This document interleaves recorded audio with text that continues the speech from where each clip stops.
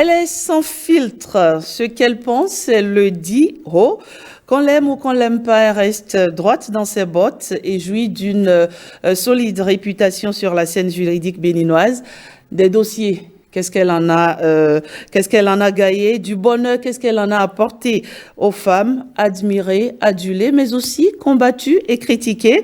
Eh bien, l'Amazone, plusieurs fois ministre, 4 fois candidate à une élection présidentielle que je reçois aujourd'hui, est une femme plurielle, est une femme exceptionnelle. Eh bien, Marie-Élise Gbedo est mon invitée ce matin. Marie-Élise Gbedo, vous venez avec moi. Eh bien, Maître Gbedo est mon invité de ce jour, toujours aussi fraîche, toujours aussi jeune. Le temps passe, mais pas une ride. Hein? Bonjour, Maître. Bonjour. Vous allez bien, Madame, Maître? Ça va très bien. Très heureuse de vous recevoir sur ce plateau. Vous êtes devenue très rare sur les plateaux de télévision et radio. Pourquoi ce repli, Marie-Élise Gbedo? Oh, mais je pense que il y a un temps pour tout. Je laisse la place à d'autres qui savent dire aussi bien que moi ou bien qui diront encore mieux que moi. Hein, je ne peux pas tout le temps occuper les plateaux. Mais de temps en temps... On ne s'ennuie jamais de vous, vous le savez. Mais oui, mais je suis là aujourd'hui. D'accord. Et c'est un honneur de vous recevoir plusieurs décennies à œuvrer pour l'épanouissement, pour le bonheur des femmes, une vie consacrée à promouvoir les droits des femmes. Absolument. Aujourd'hui, avec le recul, comment vous appréciez votre combat, vous-même, Marie-Élise Gbedo? Oh, mais notre combat a commencé depuis les années 1990. Quand on fait quand même le bilan aujourd'hui, il y a eu des avancées, pas comme on aurait voulu voir les choses. Vous savez que pour les questions d'hommes et de mœurs, c'est très très lent. Bon, on y va, on fait notre petit bonhomme de chemin. Et de plus en plus quand même, des femmes prennent conscience de ce qu'elles représentent vraiment et les hommes aussi comprennent que les femmes ont leur place dans le développement de ce pays. Et ça passe aussi par l'indépendance de la femme, la liberté de la femme, le respect de la femme et les non-violences ni discriminations contre les femmes. Donc finalement, la condition de la femme a bien évolué au Bénin, Marie-Élise Gbedo. En dents de scie. En dents de scie. En dents de scie pour le moment. Mais quand même, ça va mieux que dans les années 1990. Vous voyez, aujourd'hui, les femmes ont quand même le courage de se présenter à une élection communale, à une élection présidentielle, ce qu'on n'aurait jamais pensé il y a quelques années. Bon, les gouvernants ont compris qu'il faut tout faire pour qu'il y ait des femmes députées. Et on s'est battu pour ça. Donc, ça va lentement, mais ça vient sûrement. D'accord. Est-ce que vous pensez que la création de l'Institut national de la femme, nouvelle génération, pourra aider à faire avancer les choses, Marie-Élise? J'espère bien, parce que le plus qui m'enchante, c'est de leur avoir donné cette capacité de se porter partie civile et d'assister devant les tribunaux. Parce que, quand bien même la femme refuse de dénoncer, la femme qui est violentée, qui a subi des violences, je veux bien dire, ne veut pas dénoncer, ne veut pas se prononcer, l'Institut national de la femme peut se substituer, même contre son gré, pour poursuivre la personne. C'est une belle avancée. Ah oui, ça c'est très bien. Parce que le gros du problème qu'on a, c'est ça. Vous voyez des dames qui viennent vous voir, elles ont subi des violences. Vous commencez le travail et puis, arrivé à un certain niveau, elles vous disent « Oh, maître, vous savez, mes enfants, ma maman a dit ceci, mon mari a fait cela. Et puis, que dira ma belle famille? Que diront mes enfants demain? » Parce qu'on leur met ça dans la tête pour dire que vos enfants vont vous juger tout simplement parce que vous vous êtes plainte devant la justice contre leur papa, vous avez poursuivi leur papa. Ce n'est pas ça la question. Mais heureusement, aujourd'hui, vous serez étonnés. Dans beaucoup de maisons aujourd'hui, lorsque les papas violentent les mamans, mais ce sont les enfants qui s'y mettent et également prennent de plus en plus des vidéos, voilà. C'est le pour cas. montrer. Non, c'est dans beaucoup de cas. Moi, j'en ai. Et les enfants, dès que ça commence, papa laisse maman se mettre même à battre le papa et tourne des vidéos pour dire ce n'est pas bien. J'ai eu même un cas où la petite fille qui dit à sa maman, Mais maman, moi je vais appeler le commissariat, hein. Est-ce que tu vas le faire dans la journée? Maman, n'oublie pas, hein, il faut que tu appelles la police pour ce que papa t'a fait. Ah, moi quand j'ai entendu ça, je dis bravo. Et il faut éviter aussi que des enfants voient des choses comme ça. Bien sûr, il faut éviter que des enfants... Il y a des choses qu'il ne faut pas faire. Qu'il ne faut pas faire, voilà. qu'il faut pas faire. On ne bat pas une femme devant les enfants. Même pas. On ne l'humilie pas devant les enfants. Absolument. Oui. Et je dis, il y aura toujours des problèmes dans les couples, mais on n'a pas besoin de bastonner pour résoudre ces problèmes. Parce que la vie de couple n'est pas facile. Et déjà, entre frères et sœurs, on ne se dispute pas. On est de la même famille, on sort de la même mère. On ne se dispute pas. À plus forte raison, deux êtres qui ne se connaissaient pas, que l'amour a uni. Mais quand il y a des problèmes, il faut s'asseoir, en discuter, au lieu d'y aller par la force. Moi, je dis les hommes qui battent, c'est des faibles d'ailleurs. C'est des lâches. C'est des lâches, c'est des vauriens. Et ils s'accrochent. Et souvent, vous allez voir que la plupart des hommes qui battent, dans la grande majorité, c'est des paresseux qui s'accrochent maintenant aux ressources de la femme. Ils ne font rien, ils s'accaparent des ressources de la femme, tout simplement parce que cette femme aussi, elle a dans la tête que, bon, il faut avoir un mari. Il faut que j'ai un mari. Pourquoi il faut avoir un mari? On va me traiter de prostituée. On va me traiter de ceci. Il faut que ça cesse. On va en parler tout à l'heure sur le plateau débat. Marie-Élise Bédot, mais ce travail de conscientisation que vous faites amène certaines personnes à dire que vous révoltez les femmes, vous rebellez les femmes, vous empêchez les femmes d'être soumises dans leur foyer. Marie-Élise Bédot. Et puis c'est tant mieux. Qu'est-ce qu'on appelle soumission? Faire de la femme une serpillière, là? La soumission, c'est quoi? Ce n'est qu'une question de respect entre deux personnes qui se sont mises ensemble, en principe par amour. Tu me respectes, je te respecte. Mais si la soumission veut dire se lever, battre sa femme, lui parler mal, l'insulter, l'injurier, insulter ses parents, tout simplement parce qu'on estime qu'elle n'a pas bien fait ceci, elle n'a pas bien fait cela, je suis désolée. Je suis désolée, ce n'est pas ça la soumission. La soumission, ce n'est pas de se laisser battre, de se laisser humilier et en plus devant les enfants. Non, c'est pas ça la soumission. Ce n'est que le respect. Vous savez, les langages religieux ont leur façon de dire les choses. Dieu a dit d'être soumis. Non, il faut se respecter l'un et l'autre. Quand vous vous respectez, tout se passe très bien. Très bien. Alors, les violences, justement, vous parlez des violences, Marie-Élise Bédot. On a remarqué qu'il y a de plus en plus des cas de violence. D'accord? On a remarqué que dans les foyers, les femmes sont violentées ou psychologiquement ou physiquement. Alors, qu'est-ce qui explique ça, Marie-Élise Bédot? Moi, je pense que c'est l'évolution du monde. Les messages mal compris, mal digérés, qu'on voit sur les réseaux sociaux. Hein, on n'avait pas accès à tout ça avant. Je vais vous dire, j'ai été ébahi de constater que sur les réseaux sociaux, de plus en plus, vous voyez des capsules sexistes sur les femmes, injurieux sur les femmes. Hein?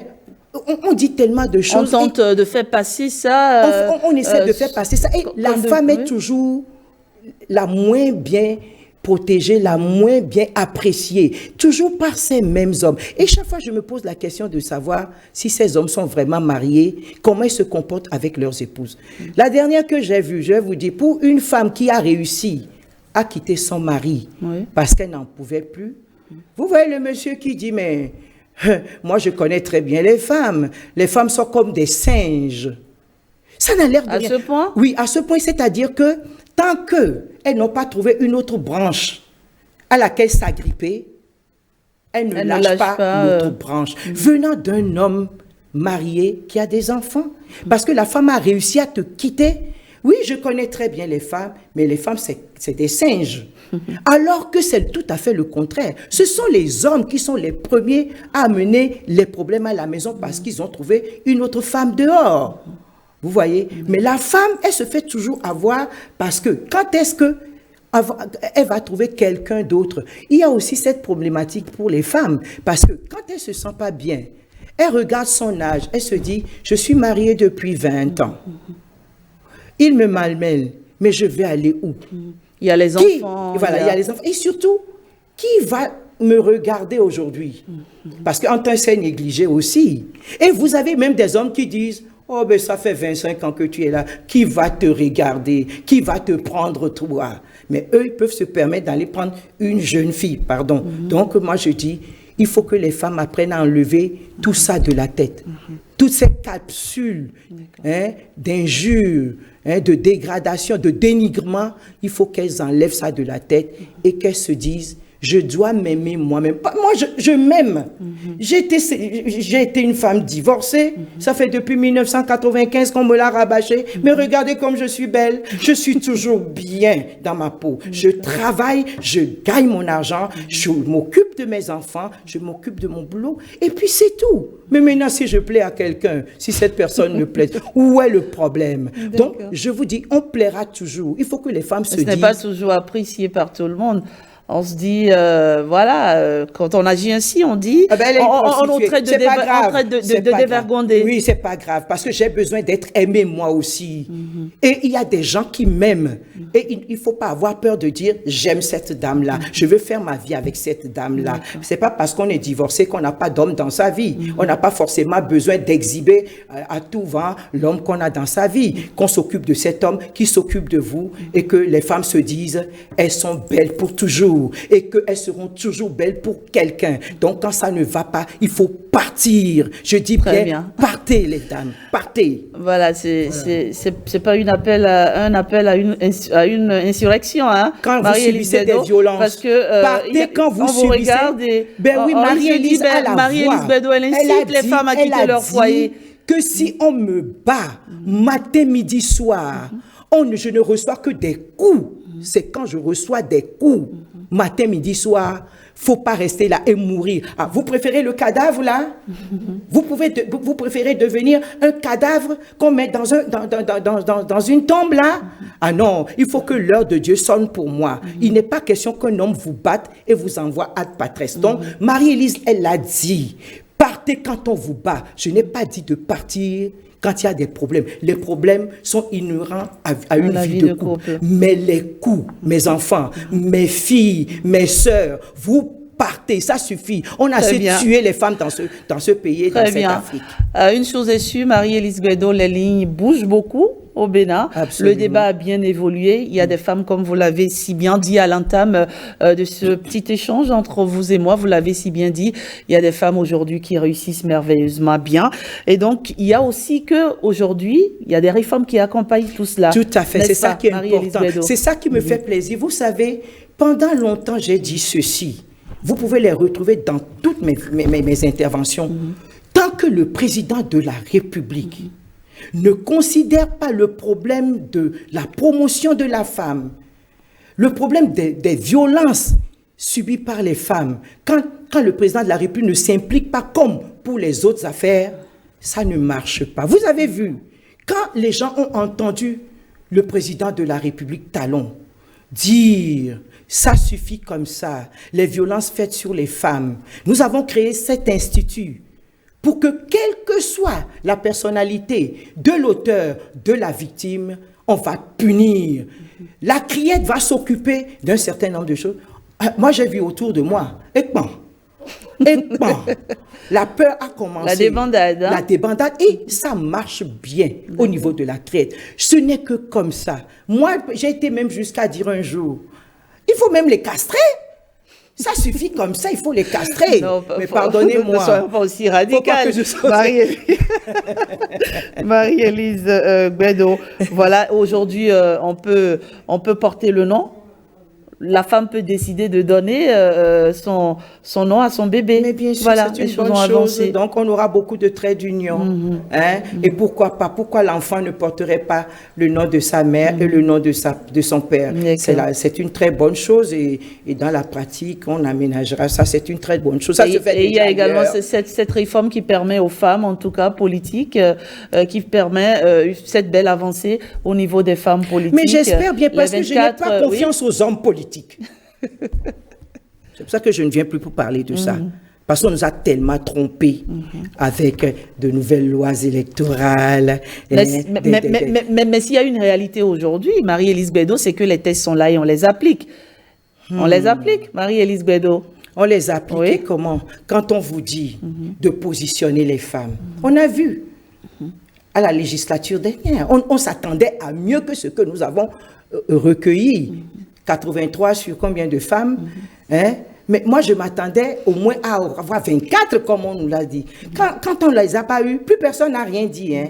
Pourtant, on nous a vanté cette réforme. Mais j'espère que cette fois-ci, d'abord, les femmes seront vigilantes pour qu'on n'attende pas qu'elles s'en aillent, pour qu'on vienne changer les noms, etc. Les réunions de 2h, 3h du matin. Bon, on ne dise plus rien là-dessus. Moi, vous savez, les tests ne valent que par les personnes qui les appliquent. Absolument. Nous avons pas mal de tests qui auraient pu faire la promotion de la femme depuis. Mais on en est toujours là. Donc, j'espère que cette fois-ci, on aura de bons résultats et que les femmes qui sont dans les partis politiques, qui portent ces partis politiques, vont vraiment se battre, vont vraiment être vigilantes pour qu'on ne les trompe plus. Voilà. Marie-Élise Bédot, la politique et vous, c'est fini? Oui, on ne vous voit plus, c'est fini? Non, c'est fini. On ne vous verra plus candidate à une élection, non? C'est fini, il y a un temps pour tout. Je prends de l'âge. Vous laissez les armes? Oui, je sais pas grave. Le temps passe, mais vous êtes toujours aussi endurante, aussi brave, même dans le temps. Mais je pense qu'il y a un temps pour tout. Il faut savoir s'arrêter aussi, parce qu'il y a d'autres choses qui sont là pour vous. Hein, donc aujourd'hui, vous vous consacrez beaucoup plus à la formation de la jeunesse. Voilà. Et ça, c'est devenu mon travail. Et ça me fait plaisir parce que il n'y a pas de jour ni de week-end où je ne suis appelée par la jeune génération pour venir dire, pour venir montrer, pour venir éduquer, sensibiliser et les aider à avancer. Donc, il y a beaucoup de jeunes dames qui sont déjà découragées, qui disent la politique c'est difficile, on va vous nous insulter, mais je leur dis toujours non. Il faut mettre ça dans la tête. On a besoin de vous, vous le faites. Merci Marie-Élise Bédot. Moufidat me dira si oui, c'est difficile hein, la politique, n'est-ce pas Moufidat? C'est la femme politique de l'équipe de 5 sur 7 matin. Vous restez avec nous Marie-Élise Bédot. Dans un instant, le débat.